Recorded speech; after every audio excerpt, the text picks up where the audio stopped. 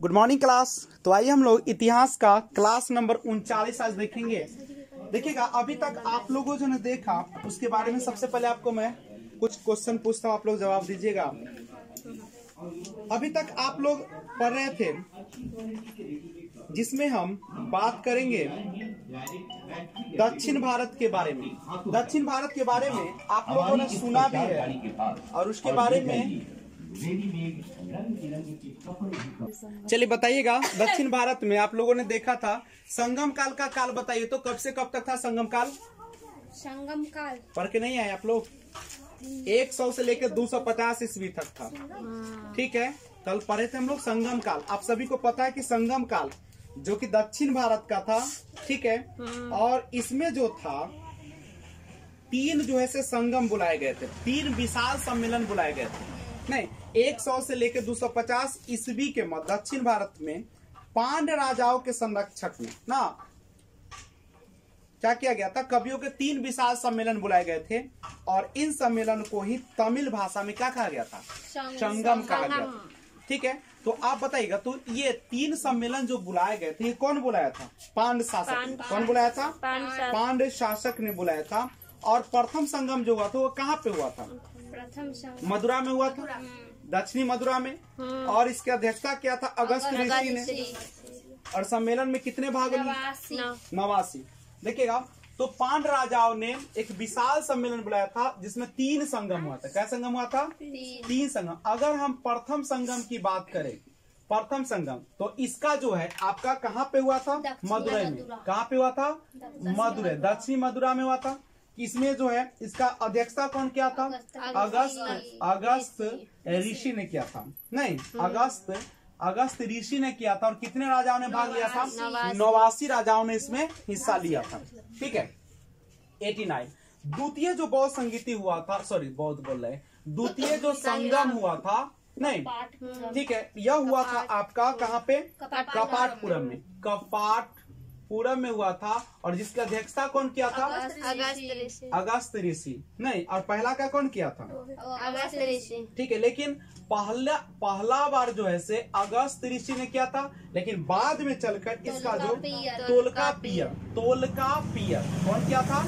तोलकापियर ने इस सम्मेलन का भाग लिया था। और कितने राजाओं ने इसमें हिस्सा लिया था? तो टोटल जो राजा थे वह आपके 59 राजाओं ने भाग लिया था। ठीक है, और तीसरा जो हुआ था, तीसरा जो सम्मेलन हुआ था, संगम, तृतीय संगम जो हुआ था वह हुआ था उत्तरी मथुरा में। उत्तरी मदुरा ना, या मदुरै जिसको आप कहते हैं। और इसकी अध्यक्षता कौन किया था? जल्दी बताइए। नक्कियर ने। कौन किया था? नक्कियर ने इसका अध्यक्षता किया था। नक्कियर। और याद रखिएगा, ये जो हुआ था इसमें कितने राजाओं ने भाग लिया था? 49। एक बार फिर से जान लिया जाए, 100 से लेकर 250 ईस्वी तक कहा जाता है। कौन काल कहा जाता है?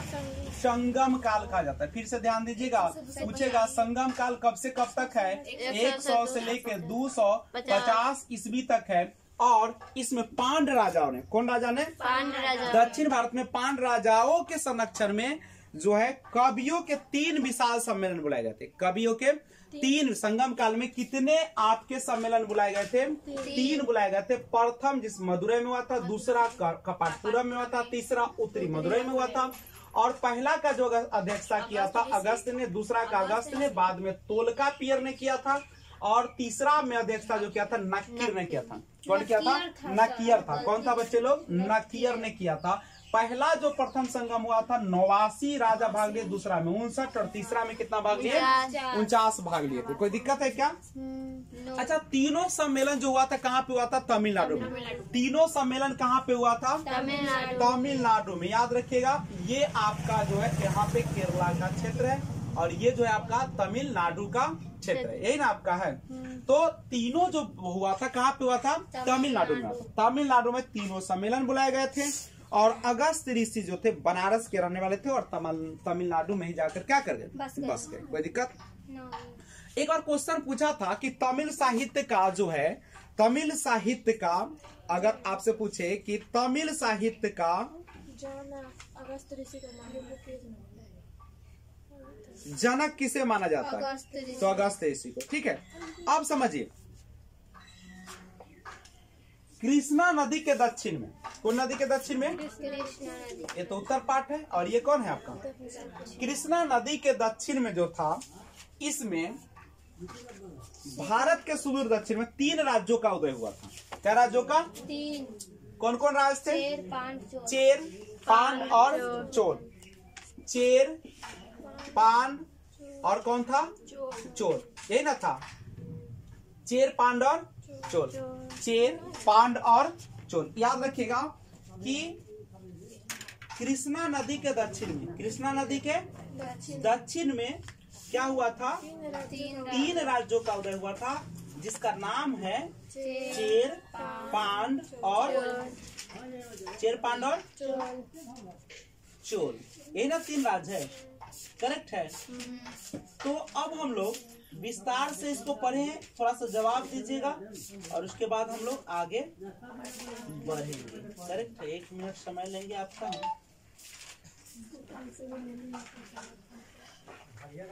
तो देखिएगा, ये जो क्षेत्र था, ये किसका था? चेर का। ये किसका क्षेत्र था बुआ? चेर का ये था। और ये तमिलनाडु वाला जो क्षेत्र था, ये वाला, ये पांड का था। और ये जो क्षेत्र था, ये किसका था? चोल का। चेर, पांड, चोल। चेर, पांड, चोल। तो हम लोग सबसे पहले अध्ययन किए चेर के बारे में, उसके बाद पांड के बारे में, और बाद में हम लोग को पढ़ना है चोल, जो कि हम आज चोल के बारे में बात करेंगे। तो आप बताएंगे कि सबसे पहले संगम जो राज्य है, संगम राज्य को कितने भाग में बांटा गया? 3। चेर, पांड, चोल। तो संगम के जो राज्य के बारे में, जो संगम राज्य के बारे में जानकारी जो मिला, वह 3 किताब से मिला। इंडिका, अष्टाध्याय और ऐतरेय ब्राह्मण। ऐतरेय ब्राह्मण। चेर वंश, चेर वंश के बारे में आप बताएंगे कि जो चेर है वह सबसे प्राचीन था। संगम काल का सबसे प्राचीन वंश अगर पूछेगा तो कौन था? और चेर का अर्थ क्या होता? चेर का अर्थ क्या होता है? पर्वत नहीं की है बच्चा, चल रहा है यहाँ सुत उठ के। और ऐतरेय ब्राह्मण ग्रंथ में चेर को क्या कहा जाता है? ऐतरेय ब्राह्मण ग्रंथ में चेर को चेरापद कहा जाता है। जबकि अशोक के द्वितीय शिलालेख में से केरल पुत्र कहा गया। क्या कहा गया? केरल पुत्र कहा गया। और चेर की राजधानी अगर पूछेगा तो बंजी या करूर था। बंजी या करूर। और इसका चिन्ह जो था धनुष था। देखिए, चेर का चिन्ह था धनुष। चेर का चिन्ह क्या था? धनुष। चेर का चिन्ह जो था बउआ, वो क्या था? धनुष था। और पांड का अगर पूछेगा तो मछली था, समुद्री मछली। कौन मछली? मछली। और चोल का अगर चिन्ह पूछेगा तो बाघ था। क्या था? बाघ। इसका मतलब है कि इसका जो झंडा था उस पर इसका पिक बना हुआ था, पिक्चर बना हुआ था। कोई दिक्कत है तो बोलिए। तो बोले चेर का जो है चिन्ह क्या होगा? धनुष। और पांड का? मछली। चोल का? बाघ होगा। ऐतरेय ब्राह्मण में ग्रंथ में क्या कहा जाता है चेर वंश को? चेरापद। और अशोक के जो द्वितीय शिलालेख है इसमें क्या कहा गया? केरल पुत्र कहा गया। नहीं, चेर वंश का प्रथम शासक कौन था? उदयन करेल। उदयन करेल। उदयन करेल। उदयन करेल चेर वंश का प्रथम शासक था। और जब महाभारत का युद्ध हुआ था तो उसमें जो भाग लिए थे ना, ठीक है, तो उसके जो बाद वाले वंश सब आए, उन लोगों को जो भोजन कराया था सैनिकों को, वो कराया था उदयन जरेल। उदयन पूछेगा कि महाभारत के योद्धा, महाभारत के जो योद्धा थे या महाभारत युद्ध के सैनिकों को भोजन कौन करवाया था? उदयन जरेल। तो क्या उसके योद्धा को करवाया था कि उसके आगे आने वाले पीढ़ी को करवाया था? क्योंकि महाभारत युद्ध कब बहुत पहले हुआ, संगम काल 100 से 250 का है, तो उसका जो आने वाला आगे का पीढ़ी था जो भाग लिया था उसको ये भोजन करवाया था उदयन जरेल ने। करेक्ट है। और याद रखिएगा इसका जो उदयन जरेल, सबसे पहला शासक कौन हुआ चेर वंश का? बच्चे लोग, चेर वंश का सबसे पहला राजा जो था उसका नाम क्या था? उदयन जरेल। और उदयन जरेल के बाद आता है सेन गुटवन। इसको लाल चेर कहा जाता है। क्या कहा जाता है? लाल चेर। और इसने पत्नी पूजा प्रारंभ किया था बुआ। ठीक है, पत्नी पूजा, कनगी पूजा को क्या कहा जाता है? पत्नी पूजा। पूछेगा कनगी पूजा या पत्नी पूजा का आरंभ कौन करवाया था? तो सेन गुटवन। कौन करवाया था? सेन गुटवन। सेन गुटवन। पत्नी पूजा इतने नहीं, हद तो तब हो गया कि जब पत्नी पूजा ये किया तो उसके बाद कनगी पूजा आरंभ किया और श्रीलंका से कोई लोगों को निमंत्रण भेजा कि अब हो हमारे पत्नी के पूजा होते देख लो। ठीक है, तो श्रीलंका तथा पड़ोस के राजाओं को भी आमंत्रित किया ना, सबको आमंत्रित कर दिया कि अब हो हमारे पत्नी का पूजा है, देखी हो कनगी पूजा है ना। और इस वंश का जो अगला शासक था वो कौन था? आदिगमन। आदिगमन गन्ने की खेती, पूछे गन्ने की खेती का आरंभ कौन किया? आदिगमन। गन्ने की खेती का आरंभ कौन किया? आदिगमन। कनगी पूजा कौन शुरू किया था बुआ? कनगी पूजा कौन शुरू किया? कौन किया था? सेनगुटवन। कनगी पूजा कौन शुरू किया? सेनगुटवन। कनगी पूजा सेनगुटवन। गन्ने का कौन किया खेती शुरुआत? आदिगमन। और चेर वंश का अंतिम जो राजा हुआ उसका नाम था कुडक्कैल। कौन था? कुडक्कैल। लेकिन 190 ईस्वी में चेर वंश क्या हो समाप्त हो गया। चेर तो समाप्त हो गया। और उसके बाद कौन आया? पांड आया। पांड का अर्थ होता प्राचीन देश। अच्छा, पर्वतीय देश किसका अर्थ होता है? चेर का अर्थ क्या होता है? पर्वतीय देश। और जो आपका पांड है, पांड का अर्थ होता है प्राचीन देश। क्या होता है? प्राचीन देश। और ये जो था ना मातृ सत्तात्मक था। और मातृ जो होती है, लड़कियां जो होती है, वह गहने होने का बहुत शौकीन होती है, इसीलिए सब मोती का सबसे ज्यादा व्यापार किसका होता था? मोतियों के लिए प्रसिद्ध था। और पांड राजाओं ने तीनों संगम का आयोजन किया। तो पूछेगा 3 गो संगम हुआ था, याद कीजिए 3 गो संगम। पहला जो हुआ था मदुरई में, दूसरा कपाटपुरम में, तीसरा उत्तरी मदुरई में हुआ। तीनों जो हुआ था बच्चे लोग, उसका जो है किसने आयोजन किया था? पांड राजा। कौन किया था? और इसकी राजधानी, इसकी जानकारी कहाँ से मिलती है? तो मेगास्थनीज का एक किताब है इंडिका, उसी से मिलती है इंडिका। ठीक है। और पांड वंश करने का था दक्षिणी तमिलनाडु। ये देखो दक्षिणी तो उत्तरी है, ये दक्षिणी तमिलनाडु। दक्षिणी तमिलनाडु में पांड वंश था। इसकी राजधानी मदुरई। राजकीय चिन्ह मछली। इसको कार्प भी कहा जाता है। पांड वंश का प्रथम शासक नोडियान। प्रथम शासक कौन था? नोडियान। इसकी समुद्र पूजा के आरंभ करने वाला जो था यही था नोडियान। समुद्र पूजा, समुद्रों को पूजा करता था। और सबसे प्रतापी राजा जो था इसका नेडूजेलियन। ठीक है। और इतना ही 290 ईस्वी में तलैया लंगानम के युद्ध में चेर, चोल तथा 5 अन्य राजाओं को एक साथ पराजित कर दिया था बउआ। चेर, चोल और 5 अन्य राजाओं को कौन कर दिया था? कौन कर दिया था बुआ? पांड ने। कौन कर दिया? और इसका अंतिम शासक आया नल्ली वकोडर। लेकिन 5वीं सदी आते हुए 400 कुछ में इस वंश का अस्तित्व समाप्त हो गया। और लेकिन पांड वंश के राजा का सबसे अच्छा संबंध था रोम के साथ। किसके साथ? रोम के साथ। और इन्होंने अपने दूत रोम के राजा अगस्टसा के दरबार में भेजा था अपना दूत को। और पांड वंश के राजा ने मदुरई को त्योहारों का शहर कहते हैं, क्योंकि यहाँ पे बहुत सारे त्योहार मनाए जाते हैं, इसलिए त्योहारों का शहर किसको कहते हैं? पांड वंश को। और यहाँ का जो मीनाक्षी मंदिर है, मीनाक्षी मंदिर, वो अभी क्या है? प्रसिद्ध। तो ये सब आप लोगों ने अभी तक पढ़ा। और आज हम लोग शुरू करते हैं चोल वंश। कौन वंश? चोल वंश। याद रखिएगा। तो आपने देखा कि संगम काल को 3 भागों में बांटा गया। कितने भागों में बांटा गया? 3 भागों। चेर, चोल, पांड। चेर, चोल, पांड। चेर और पांड को हम लोगों ने पढ़ा। और आज शुरुआत करते हैं कौन वंश का? चोल वंश का। चोल वंश। आइए, सबसे पहले चोल वंश सब दक्षिण भारत का है। सब कहाँ का है? दक्षिण भारत। अगर मैप पे देखे तो कहाँ पे पड़ जाएगा? ये है आपका कौन? चेर है। और यह जो है आपका कौन है? पांड है।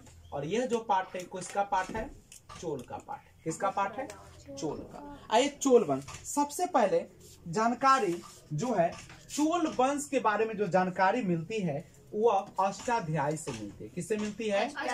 अष्टाध्यायी। पूछेगा कि चोल वंश की जानकारी किस पुस्तक से मिलती है, तो क्या बताइएगा? क्या बोलेगा? अष्टाध्यायी। यानी चोल वंश के बारे में प्रथम जानकारी अष्टाध्यायी से मिलती है।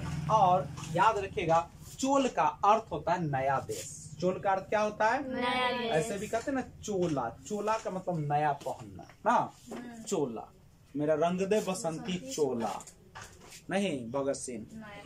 तो चोल वंश का नया अर्थ होता है नया देश। क्या होता है अर्थ इसका? पूछेगा चोल वंश का नया अर्थ क्या होता है? चेर का अर्थ क्या होता है बताइए? चेर का अर्थ क्या होता है? पर्वतीय देश, पर्वतीय देश। अपांड का अर्थ क्या होता है? प्राचीन। और चोल का क्या होता है अर्थ? नया देश, नया देश। करेक्ट है। अब आइए सबसे पहले इसके बारे में देखिएगा कि यह जो चोल वंश था यह तमिलनाडु के पूर्वी भाग में था। चोल करने का था तमिलनाडु का पूर्वी भाग में था। करने का था तमिलनाडु का पूर्वी भाग में था। तमिलनाडु के पूर्वी भाग ई साइड में था। करेक्ट है। और इसकी जो राजधानी थे बउआ उसका नाम था उरैयूर। उरैयूर, चिरैयूर रहता निम्न लगता ना, उरैयूर, उरैयूर। तो याद रखिएगा चोल वंश की राजधानी कहाँ थी? उरैयूर, उरैयूर, उरैयूर। और राजकीय चिन्ह की अगर बात करेगा तो इसका राजकीय चिन्ह क्या था? चोल वंश का राजकीय चिन्ह क्या था? बाघ था। बाघ क्या था? बाघ। ठीक है, बाघ, जो कि हम लोगों का भी राष्ट्रीय चिन्ह, राष्ट्रीय पशु क्या है? हम लोग मोर है राष्ट्रीय पशु। राष्ट्रीय पशु हम लोग का कौन सा है? बाघ। और मोर हम लोग का राष्ट्रीय पक्षी है। तो इसी तरीके से चोल वाले का राजकीय चिन्ह क्या था? बाघ। हम लोग का राजकीय चिन्ह है अशोक स्तंभ। हम लोग का राजकीय चिन्ह क्या है? अशोक। अब समझिएगा उरैयूर जो था ना, उरैयूर, इरैयूर, उरैयूर नाम है। क्या बात है। उरैयूर ये दुनिया में बउआ फेमस था सूती वस्त्र के लिए। किस वस्त्र के लिए? सूती वस्त्र। ठीक है। और कहा जाता है कि इस समय जो था सूती वस्त्र जो था सांप या केचुली या पोआ से भी पतला होता था। सांप, केचुली चाहे पोआ जो होता है कितना पतला, ठीक है। तो उसके पोआ जो होता है ना, ठीक है, सांप की केचुली, सांप के पोआ जो होता है ना उसी को केचुली कहा जाता है। ठीक है। सांप का जो केचुली होता है ना यानी पोआ, उससे भी क्या होता था? पतला। सोचे कितना बेहतरीन था बाबू। उरैयूर सूती वस्त्र के लिए कौन प्रसिद्ध था? एक बार फिर से आ जाइए। चोल वंश, चोल वंश जो है आपका किस काल का है? संगम काल का। कौन काल का है? संगम काल को क्या भाग में बांटा गया? 3 काल में। कौन कौन? चेर, पांड, चोल। चेर का राजकीय चिन्ह क्या था बच्चे लोग? चेर का चेर का राजकीय चिन्ह क्या था? धनुष। और पांड का क्या था? मछली। और चोल का क्या था? नहीं। अब बताइए चोल वंश का अर्थ क्या होता है? नया देश। और इसकी जानकारी किससे मिलती है? राजधानी कहाँ थी? उरैयूर। क्यों प्रसिद्ध था? सूती वस्त्र के लिए। कैसा सूती वस्त्र था? सांप के केचुली से भी पतला। राजकीय चिन्ह क्या था इसका? बाघ। राजकीय चिन्ह बाघ। देखिएगा चोल साम्राज्य जो था कावेरी नदी के आसपास था। किस नदी के आसपास था? कावेरी नदी। और जब भी कोई भी वंश नदी के किनारे होगा तो उसका मिट्टी कैसा होगा बच्चे लोग? इसलिए इसका मिट्टी काफी उपजाऊ था। ठीक है। अशोक स्तंभ, सारनाथ के अशोक स्तंभ। ठीक है। तो नदी था, कौन नदी था बुआ? कावेरी नदी। चोल वंश जो था बच्चे लोग कावेरी नदी के उपजाऊ मैदान में था। नहीं तो मिट्टी काफी उपजाऊ थी इसका। किसका? चोल का। कहा जाता है कि चोल वंश जो था इतना मिट्टी उपजाऊ था कि एक हाथी जितना देर में बैठता है ना, जितना दूर में, समझ गए, उतना जमीन में अगर खाना को न मतलब अन्न को उपजाया जाए, ठीक है, तो 1 वर्ष तक 7 लोगों का पेट भरा जा सकता है। बैठ ना जाए रहे जितना दूर में वो हाथी बैठेगा ना उतना जमीन में, और उतने पूरा बहुत जमीन है। कहल कि मान लो हाथी बैठे उतना जमीन जो है ना उतने, मान ले एगो हाथी बैठते कितना देर दूर में बैठते? इतना दूर में घूर के बैठते बहुत देर, मतलब एगो हाथी बैठते तो कितना जमीन छेकते? इतना से ज्यादा रहते वाला कम से कम। तो जितना छेकेगा ना, ठीक है, 30 हाथी, सॉरी एक हाथी लगभग 30 कुंटल के बराबर होता है। हाँ, होता है। ठीक है, तो एक हाथी जितना जगह छेकेगा ना उतना में कहे छै कि अगर इतना जमीन में उपजबी तो 1 से 7 लोग एक साल तक 7 लोग खतै उतने जमीन में। मान ली हमरा सबके 10 कट्ठा मिल जाए वैसन वाला तो हम सब दिन खाए इसका मतलब यह है कि मिट्टी उसका क्या था, बहुत ज्यादा उपजाऊ। चोल वंश का पहला जो शासक था बुआ, चोल वंश का पहला शासक जो था उसका नाम था उरवहपरे।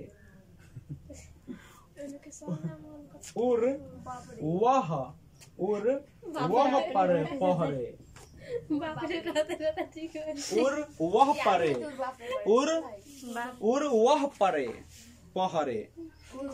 नाम भी है। अच्छा, तो चोल वंश का प्रथम पहला शासक था। इसका प्रतापी शासक अगर कहा जाए, ये तो पहला शासक था ना, प्रतापी शासक था जिस वंश का, उसका नाम था करिकाल। क्या नाम था? करिकाल इसका नाम था। और कहा जाता है कि जो करिकाल था बहुत प्रतापी था। ठीक है, ऐसे भी पहला जो राजा होता है ना उतना महान नहीं होता है। एक खाली उदाहरण मिलता है चंद्रगुप्त मौर्य का कि बड़ा महान था ना। तो करिकाल बड़ा प्रतापी था। इसने क्या किया कि बाबू श्रीलंका को जाके जीत लिया और वहां से 12,000 मजदूर को लाया और कावेरी नदी पर 160 किलोमीटर लंबा बांध बना दिया। क्या किलोमीटर? 160 किलोमीटर। यहाँ से लखनऊ 500-550 किलोमीटर है। 160 यहाँ से हाजीपुर जाएगा तो आपको 30 किलोमीटर है। सोच लो अब कितना लंबा बांध बना दिया, 160 किलोमीटर। ललकई कौन अपन पैसा लगता था, जीत के ले आया गुलाम, काम कर 550 का। ठीक है, अब पूरा काम किया 160 लंबा। यह भारत का पहला बांध था। पूछता कि भारत का पहला बांध कौन बनवाया था? करिकाल ने बनवाया था। किसकी मदद से? श्रीलंका को जीता और वहां से 12,000 लोगों को बंधक बना के लाया और 160 किलोमीटर लंबा कावेरी नदी पर बांध बनवा दिया। बात समझे? भारत का इसको ग्रांड बांध कहते हैं। कौन बांध कहते हैं? एलारा तथा पेरूनर किल्ली। ठीक है, अन्य शासक था। एक बाद आया एलारा और कौन सा? पेरूनर किल्ली। चोल वंश 5वीं सदी आते आते अत्यंत कमजोर हो गया और क्या हो गया? यह क्या हो गया बच्चे लोग? सामंती जीवन जीने लगा। बाबू ये जो चोल वंश है, चोल वंश 5वीं सदी आते आते, कौन सदी? 5वीं सदी आते आते क्या हो गए?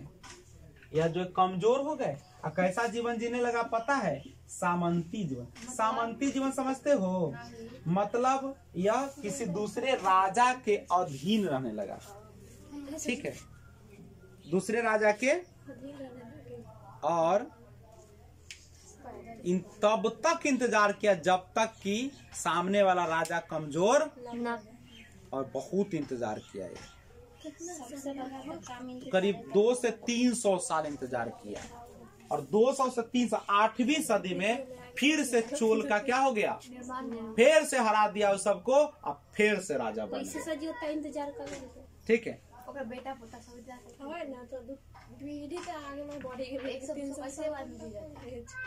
अब सुनिए, अब ये सब तो खत्म हो गया। एक बार फिर से आपसे क्वेश्चन मैं पूछ लेता हूँ। सबसे पहले आप बताइएगा, एक बार फिर से आप लोग बताइएगा कि 3 विशाल सम्मेलन जो कवियों द्वारा बुलाया गया था पांड्य राजाओं के संरक्षण में, यह सम्मेलन तमिल भाषा में इसको क्या कहा गया? संगम। प्रथम संगम जो हुआ था उसमें कितने राजाओं ने भाग लिया था? 89। दूसरा में 59। तीसरा में 49 ना। और पहला जो था वह कहाँ पे हुआ था?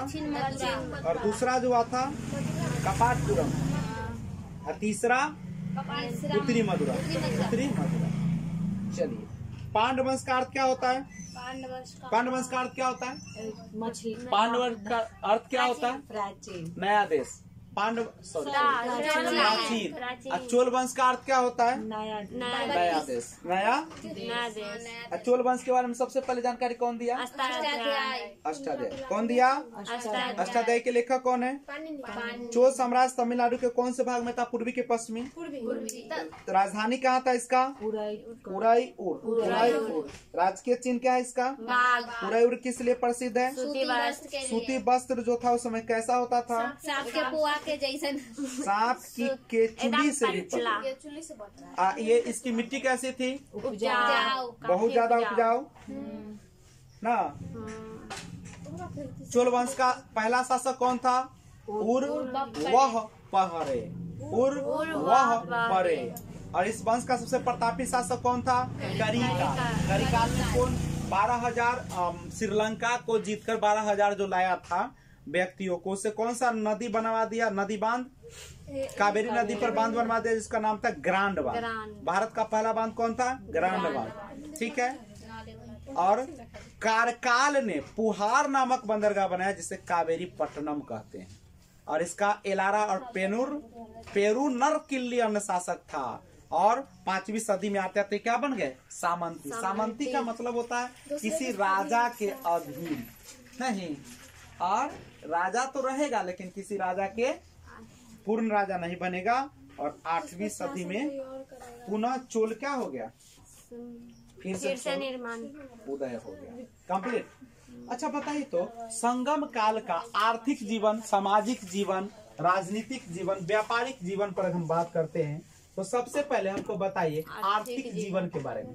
संगम काल के आर्थिक जीवन में हम चोल वंश की बात करते हैं। बताइएगा संगम कालीन आर्थिक जीवन क्या था? इसका आर्थिक जीवन कमाने का मुख्य स्रोत क्या था? सूती वस्त्र। कौन चीज था? सूती वस्त्र। उसके बाद मसाला, मोती, कृषि और पशुपालन, यही सब था। और सूती वस्त्र के तो विश्व प्रसिद्ध था।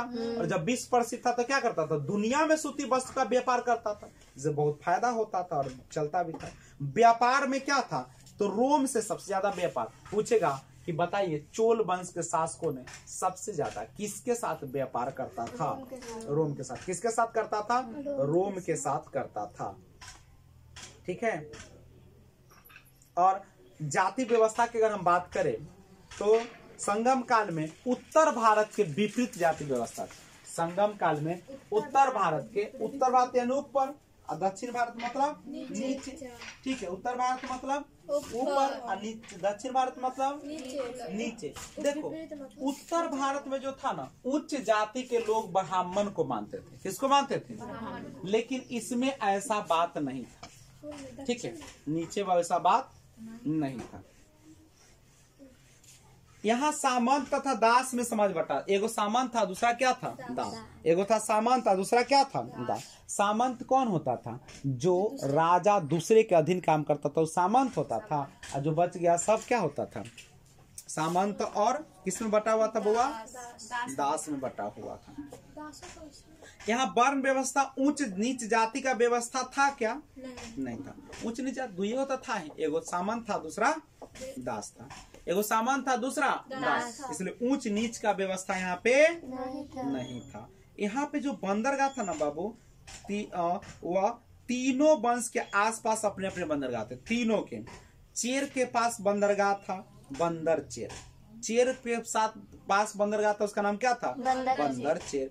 चोल बंदरगाह के पास था पुहार तथा उरई। पांडव बंदरगाह था, पांड के पास बंदरगाह था सालीयूर और कोरकाय। सालीयूर और कोरकाय। तो संगम काल में तीनों जो वंश था चेर, पान, चोल। चेर, पान, चोल। संगम काल में कै गो था वंश? 3 गो। चेर, पान, चोल। चेर का बंदरगाह था बंदर चेर। अब पांड का बंदरगाह था सालीयूर कोरकाय। चोल का बंदरगाह था पुहार उरई। ठीक है। और संगम काल में जितने भी इतिहास लिखे गए बुआ सब तमिल भाषा में लिखे। कौन भाषा में लिखा गया? इसलिए इसको तमिलकम या द्रविड़ साहित्य भी कहते हैं। ठीक है। अब यहाँ पे देखिएगा तमिलकम या द्रविड़ साहित्य भी कहते हैं। तमिलकम या द्रविड़ साहित्य भी कहते हैं। संगम साहित्य कौन भाषा में लिखा गया? बोलिए बोलिए जल्दी से। तमिल साहित्य जो था तमिल साहित्य और तमिल भाषा में लिखा गया, और इसको तमिलकम या द्रविड़ साहित्य भी कहते हैं। अब कौन कौन तमिल साहित्य देखेगा, एक का नाम है तोलकापियम, तोलकापियम, ठीक है, तोलकापियम। इसका संबंध किससे है? व्याकरण। तोलकापियम का संबंध किससे है? व्याकरण से। किसका संबंध है? तोलकापियम का। उसके बाद है तिरुक्कुराल, तिरुक्कुराल, तिरुक्कुराल, तिरुक्कुराल, तिरुक्कुराल, ठीक है, तिरुक्कुराल। पूरा कहना है, आधा कहे तक कम मारिएगा ना कस के। तिरुक्कुराल, तिरुक्कुराल, ठीक है, पूरा कहना है बोले के एकदम मारे के तिरुक्कुराल। तो तिरुक्कुराल जो था ये क्या था बउआ? ये तमिल साहित्य का बाइबल कहलाता है।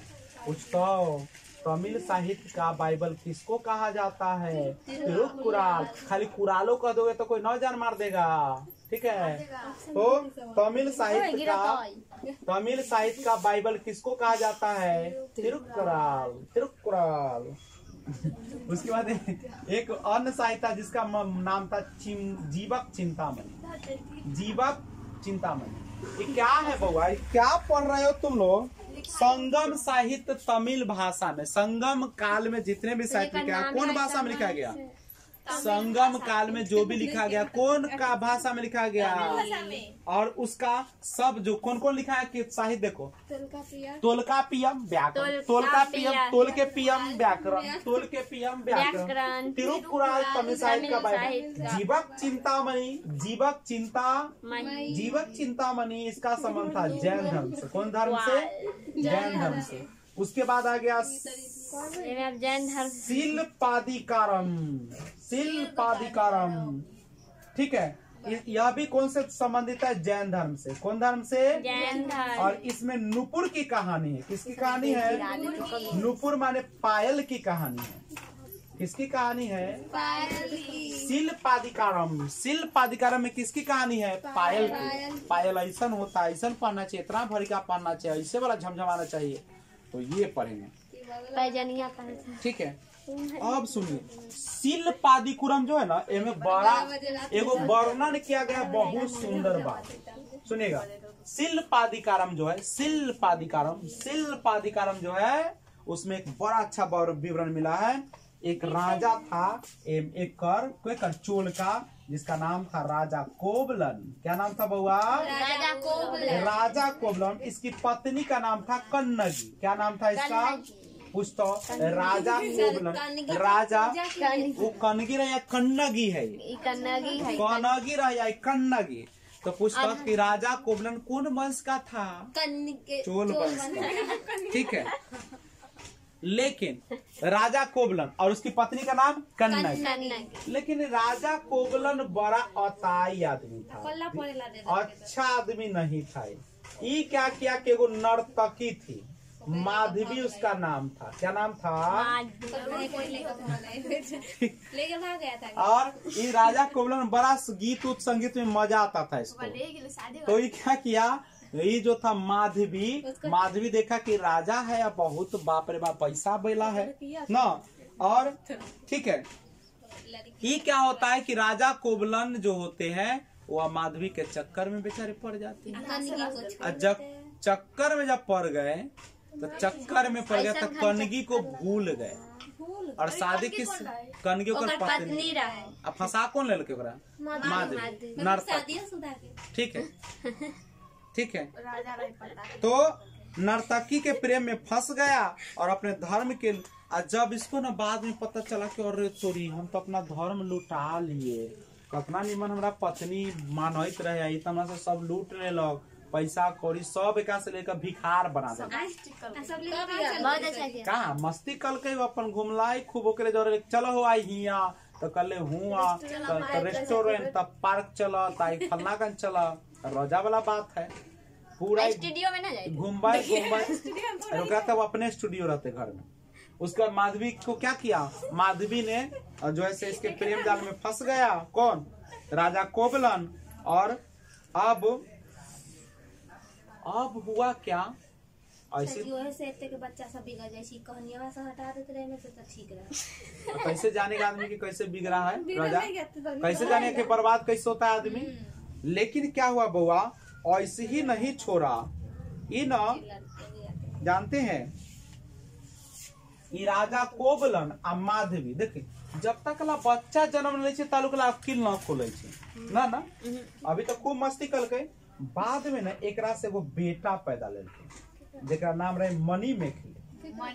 मणि मेखले माधवी और राजा कोबलन से एक संतान उत्पन्न हुआ और उस संतान का नाम क्या था, मणि मेखले। क्या नाम था, लड़का था सर, मणि मेखले। क्या नाम था, मणि मेखले। ठीक है, मणि मेखले, मणि मेखले। अब मणि मेखले इसको जब जन्म लिया तो देखो बच्चा हो गया तब तो टेंशन है, तो अब एक ना ऐसे सब ठक फूक ले सब ठीक है, अब भिखार हो गए तो अब एक याद आले कन्नगी के, अरे बाप रे हम तो अपन धर्म लुटा दिए और पत्नी हमारे पति बरता रहे, हम ओकरा छोड़ कर चल गए दोसर के चक्कर में, अब भिखार हो गए। तो भिखार हो तो माधवी तब अरे तो भिखार हो गए, सब बेच दिल के।